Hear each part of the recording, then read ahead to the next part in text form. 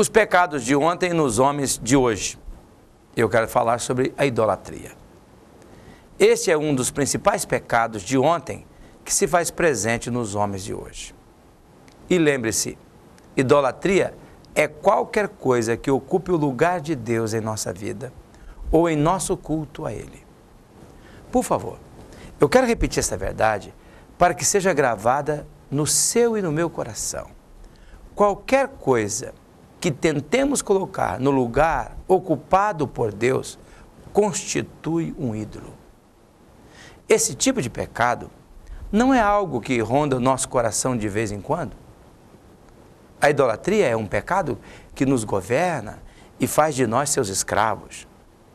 No ontem, a idolatria estava ligada apenas a um templo, a altares, a objetos religiosos, coisas feitas por mãos humanas para cultos.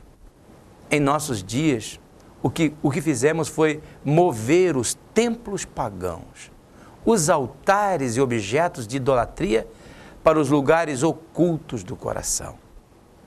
Por exemplo, se exaltamos o dinheiro, a posição social, o prazer, nossas vontades ou a sexualidade acima da palavra de Deus, nós estamos vivendo em idolatria. Por isso, o apóstolo Paulo afirmou: meus amados irmãos, fujam da idolatria. Está escrito em 1 Coríntios capítulo 10, versículo 14. Eu aprecio o que Francis Frangipane escreveu em seu livro Os Desafios da Santidade. Ele escreveu: toda vez que nós permitimos o medo, a amargura e o orgulho, estamos reverenciando os soberanos das trevas. Para alguns, o medo é um ídolo.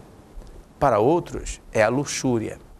Para outros ainda, é a rebeldia ou o orgulho. O que quer que desafie o direito de Jesus sobre nosso coração, torna-se o inimigo que ele irá enfrentar. Por causa do seu zelo para conosco, uma vez que somos sua noiva, o Senhor Jesus exige que nós mesmos destruamos tais ídolos.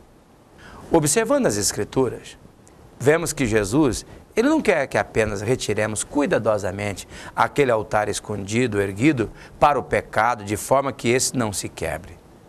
Ele nos ordena a derrubar o que é ofensivo.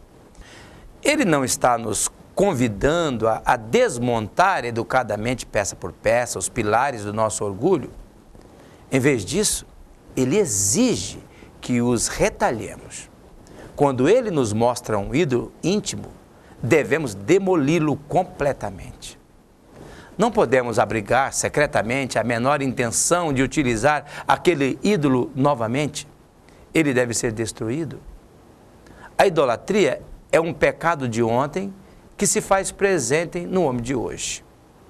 A Bíblia diz: que acordo há entre o templo de Deus e os ídolos? Pois somos santuário do Deus vivo. Como disse Deus: habitarei com eles e entre eles andarei. Serei o seu Deus e eles serão o meu povo. Portanto, saiam do meio deles, separe-se, diz o Senhor, não toquem coisas impuras e eu os receberei. 2 Coríntios capítulo 6, versículos 16 e 17. O apelo divino é claro. Destruam os templos da idolatria. Derrubem o altar dos ídolos e volte-se para mim. Quando Deus iniciou o conceito igreja, através de um povo para si, tendo como base o povo de Israel no deserto, Deus advertiu Moisés para alertar o povo para não fazer aliança com os moradores da terra, como nós lemos em Êxodo, capítulo 32 ao capítulo 36. E uma das razões era a idolatria. Veja o que Deus diz: não façam nenhum acordo com os moradores da terra para onde vocês vão, pois isso poderia ser uma armadilha mortal para vocês. Pelo contrário, derrubem os altares deles, destruam as colunas do deus Baal e cortem os postes ídolos. Não adore nenhum outro deus, pois eu sou o Senhor. Me chamo Deus, exigente, e exijo que vocês adorem somente a mim. Olha que texto fantástico de Êxodo 34, no versículo 12 ao versículo 14. Eu e você, do hoje, deveríamos avaliar isso com profundidade. Em que nível nós estamos fazendo aliança com o povo desta terra? Será que a idolatria não é uma forma de fazermos aliança com o povo desta terra? Lembre-se de algo importante. O pecado de ontem gerou morte. E a Bíblia assevera que ainda hoje o resultado é o mesmo. Paulo afirmou: o salário do pecado é a morte, mas a dádiva gratuita de Deus é a vida eterna por meio de Jesus Cristo, nosso Senhor. Pense nisso e viva melhor.